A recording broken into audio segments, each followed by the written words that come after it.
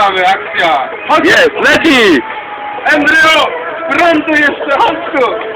Chodź tu! No! Posłuż się wibratorem! Tak!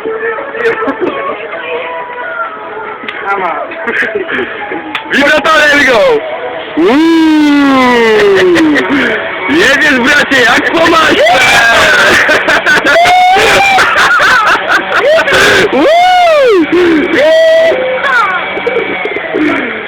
Ale żeś się potraktował! Jak się pan czuje? Powiem szczerze, że dawno nie miałem tylu wrażeń w ciągu paru minut. I to za darmo. Moja była partnerka. Jest troszkę sztywna. Troszkę sztywna, ale to nie szkodzi. Ale to dlatego, że nie czuje się naga, bo nie ma okuć. Rzadko spotkana. Ale bardzo lubię ją przebierać. W czapkę.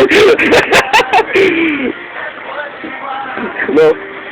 Trochę ciężka. Dobra. Niech leży. Przytyła trochę, ja ją podniosę, ubierzemy ją. A to piękność w czapce.